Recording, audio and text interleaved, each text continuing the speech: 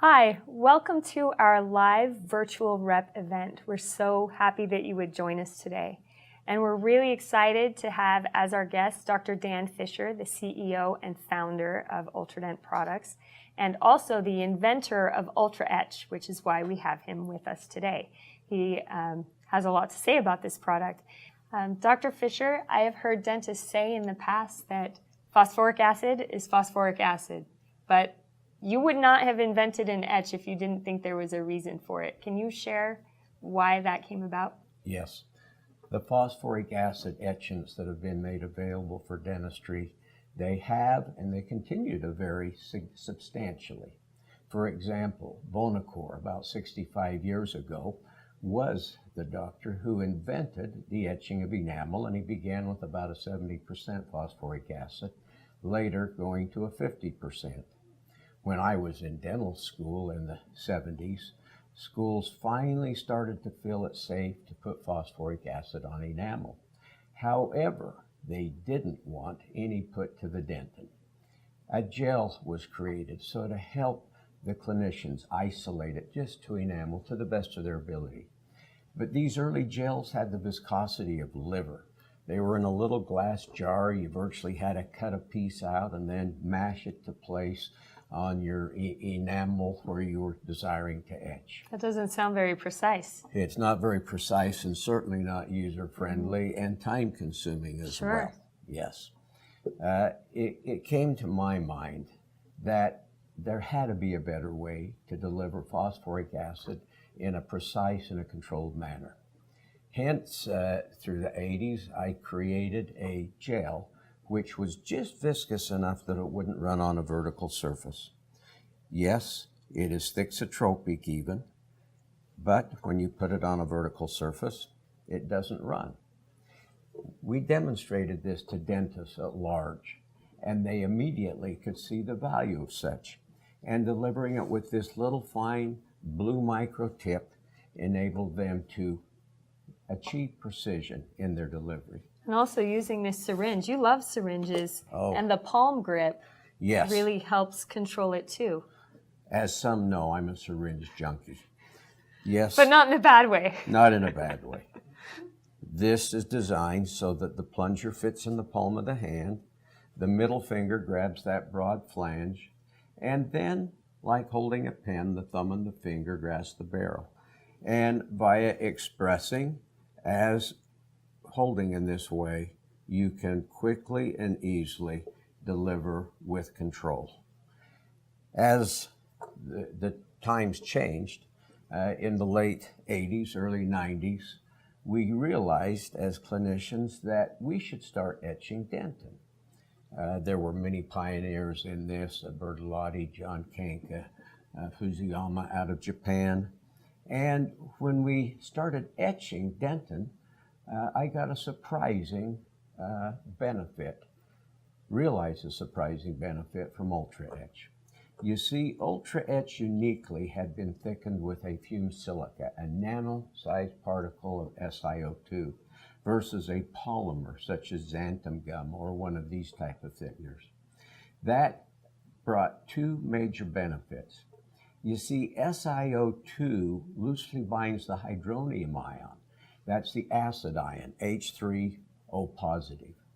And even as validated by the thesis of Perdigo when working on his PhD doctorate at the Catholic University of Leuven in Belgium, he showed that UltraEdged was the only etchant which etched less than 2 microns deep into dentin, about 1.9 microns on average.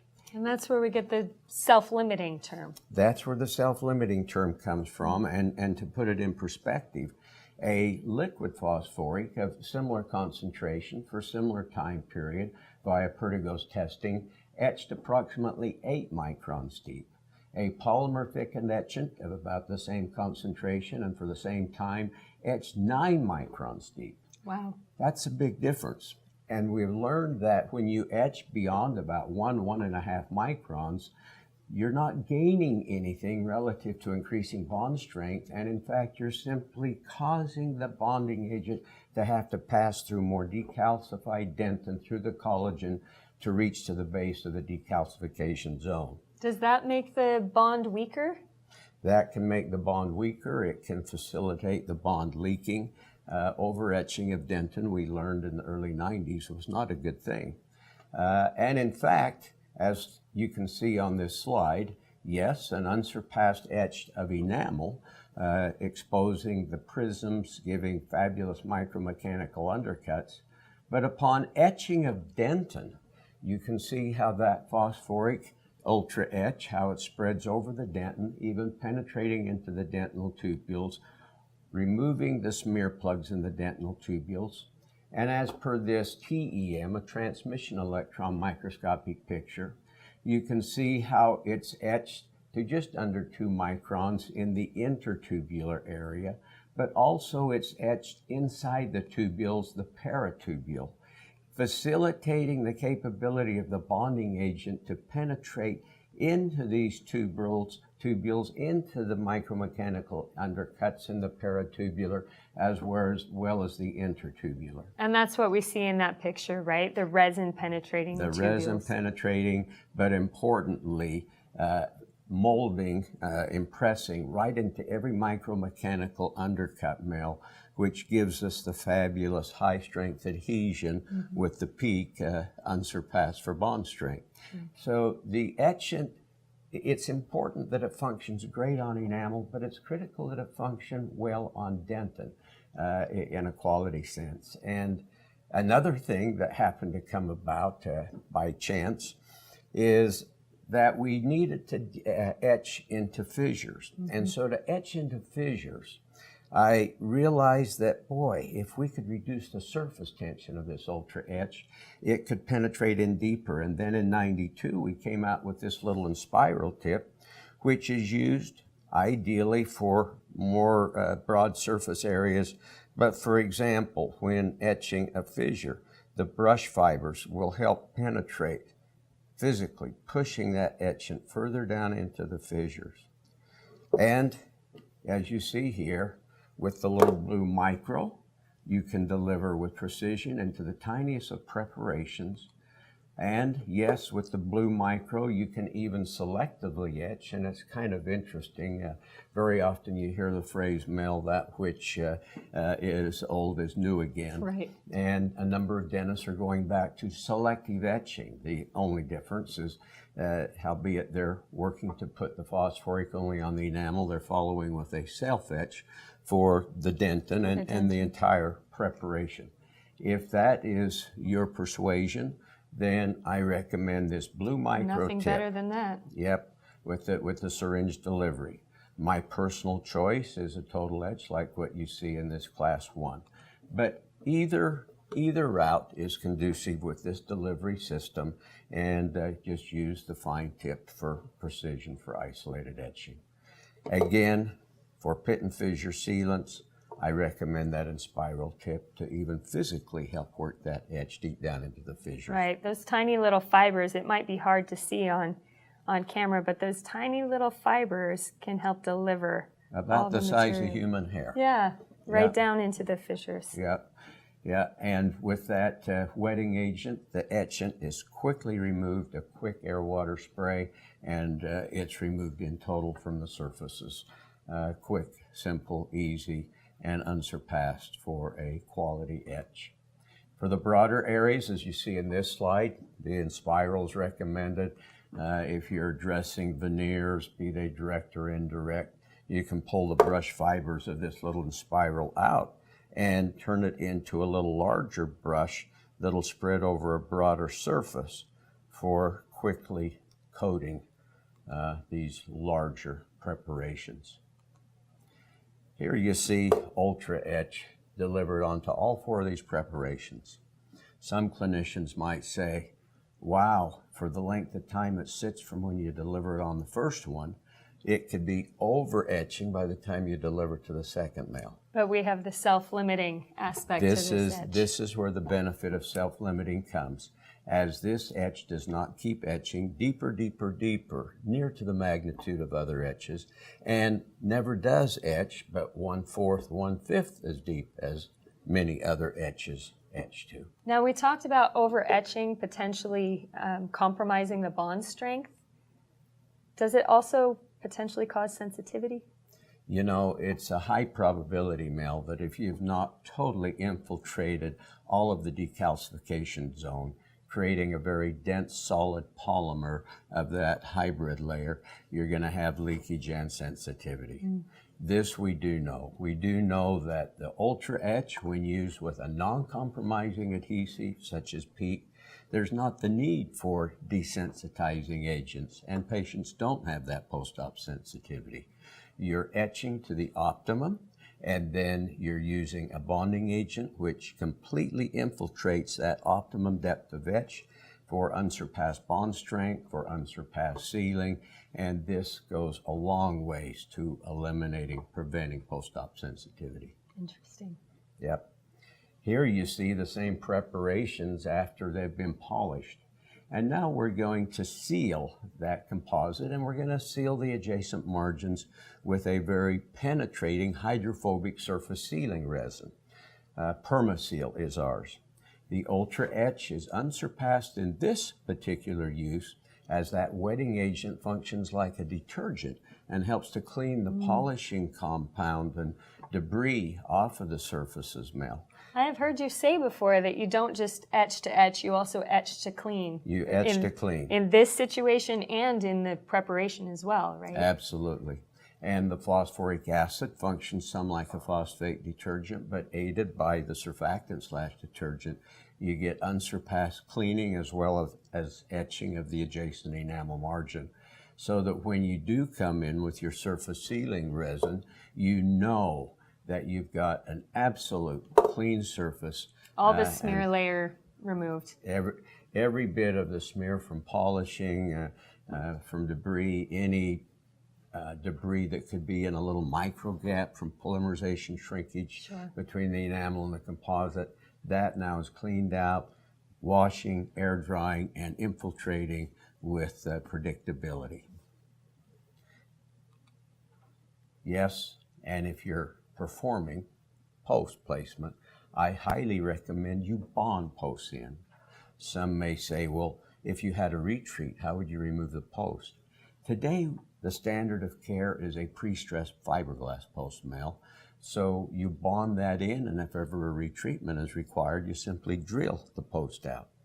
We recommend what is shown here as a 20 gauge cannula, a little bendable cannula, and as you see in this model, you'll etch that post channel from the depth out, washing with water from the depth out, applying your bonding agent from the depth out, and making that pre-stressed fiberglass post a virtual monoblock with the entire root system. That's pretty revolutionary, right? To be able to get the etch to the depth of a post prep? Yes, something that I share very often is that to be able to perform quality dentistry, be it root canal therapy, be it dentin bonding and the like, it's not just what the chemistry is, it's having the capability to deliver the right chemistry and the right concentration with the right additives, the appropriate viscosities and the like, but to deliver that where you need it and nowhere else. Right. And in the appropriate quantity you need it. So here you can see live on the patient, etching the post channel from the bottom out, washing from the bottom out. And again, this is unsurpassed for cleaning debris out of that post preparation channel. So again, you're etching and you're cleaning that debris out, facilitating the capability of placing your bonding agent, bonding your post in with a good hydrophobic dual cure luting composite. And now you are right at the top relative to retention of that post and that core. I have a question for you about during the preparation. Let's say you're in the middle of a preparation, be it post and core or just a restoration itself. What if you have contamination? Do you need to re-etch? You know, if you have contamination come on top of your etch, say, heaven forbid, a little blood oozed up on there, right, it would be best to go in and stop that bleeding, give a good air water wash, do a quick 5-10 second etch just to clean those surfaces of any of the contaminant be it coagulum, be it in the case of viscostat with the infuser. Always, as a general rule, you want to repeat your previous step should you have contamination. So that brings us right back to what you always say. You etch to etch, but also to clean. I know there are different concentrations of phosphoric acid etchants on the market. Does a percentage or two, plus or minus, make any difference? Yeah, a difference of plus or minus 1, 2, 3% doesn't make a big difference. When we first introduced UltraEdge, it was a 40%.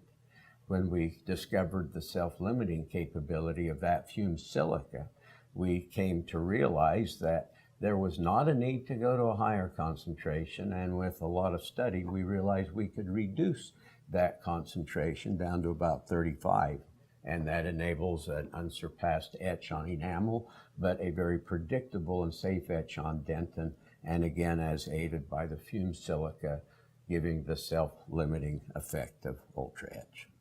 Thank you.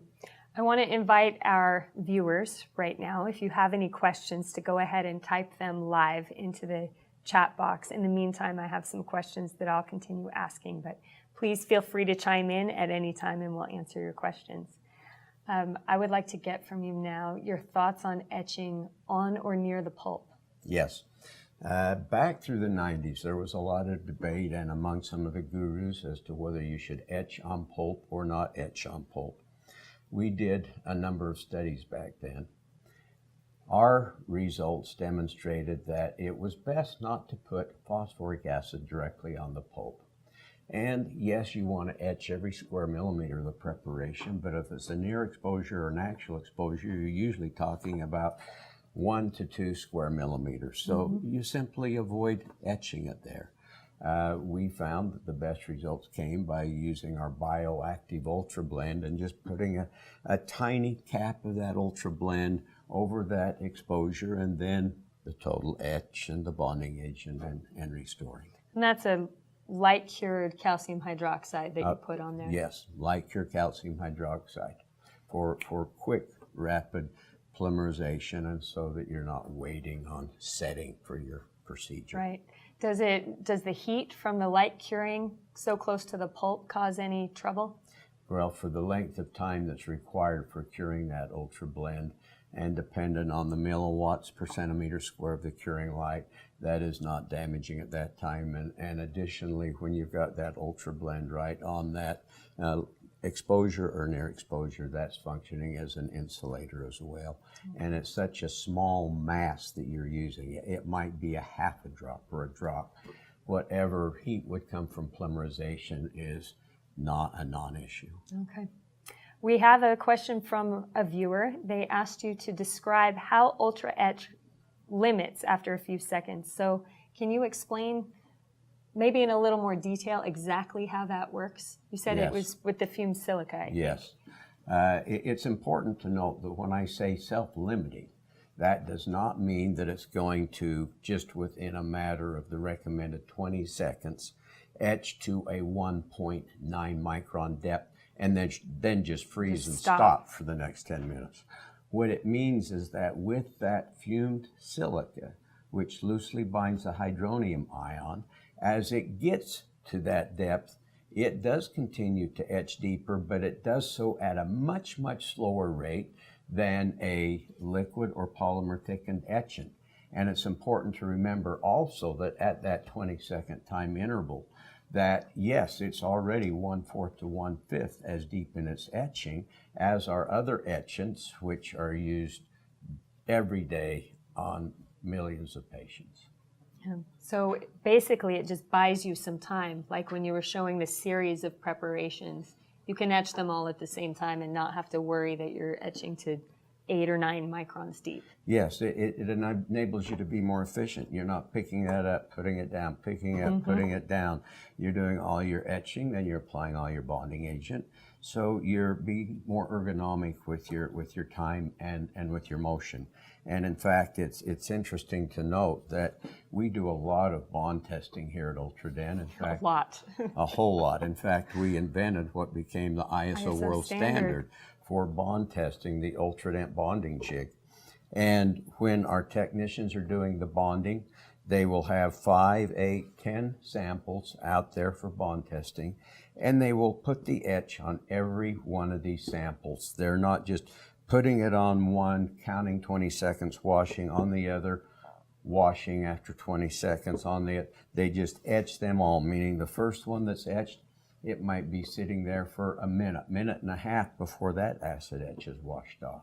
But in our bond testing, there is no drop in bond strength for that sort of a time interval that it's sitting beyond the recommended 20 seconds. Wow. Can you give the viewers your thoughts about advantages toward self-etch and total etch technique? Yes. Total etch is kind of a misnomer. It evolved with the progression of the bonding agents. The reality is every self-etch totally etches dentin, totally etches enamel. Now, most all of these self-etches do not etch enamel as well as dentin. And hence why some clinicians today are choosing to etch enamel with phosphoric and then self-etch for dentin and enamel. But the reality is, with a quality self-etch that is designed so not to degrade within shelf life, that is designed with a good strong acid in it, like our Peak self-etch, you can do a total etch with that. And basically, rather than calling it a self-etch, it's a no-wash etch. A phosphoric acid is an etchant that you wash off. One that is designed to etch dentin and enamel is one you don't wash off, and that's really where the two categories should reside. Okay. Yes. We have another question from a viewer. They want your thoughts on benzalkonium chloride in acid etchants. Yes. Benzalkonium chloride in acid etchants will certainly not hurt the etchant. Yes, it's designed as an antimicrobial, and in fact, at one time, we had an UltraEdged version that had chlorhexidine in it. UltraEdged AB, I remember that. What we learned with some studies over time was that unless you were right close to pulp or an actual exposure, you were totally adequate in the kill of the bacteria just with the phosphoric acid. But yes, for whatever microorganisms may still survive that, they are entombed. They become part of the restoration. They're captured in total, if you will. If it's an actual exposure or a near exposure, our studies showed that prior to placing of UltraBlend, it was best to use about a 2% chlorhexidine. And we really like chlorhexidine, ours is Conceptus, as that chlorhexidine has the ability to bind to protein. So you apply it, you blow the excess off, you don't wash, and that helps give a prolonged antimicrobial effect. Another question from a viewer. Did you cover how long to etch and etching on enamel versus dentin? Good question. With our testing, we've found with the UltraEdged 35%, you can etch dentin and enamel 20 seconds, meaning total etch in all. Not necessary to have a longer etch for enamel, a shorter time for dentin. And this, to a great degree, is attributed to this fume silica, which tends to protect over-etching of dentin, and the 35% on enamel is totally adequate for a quality etch on enamel. Thank you for going through that. And thank you for joining us today, Dr. Fischer. We appreciate your time, and there's nobody better to talk to us about UltraEdged than the inventor himself. We appreciate you being here with us. Thank you, Mel. My pleasure.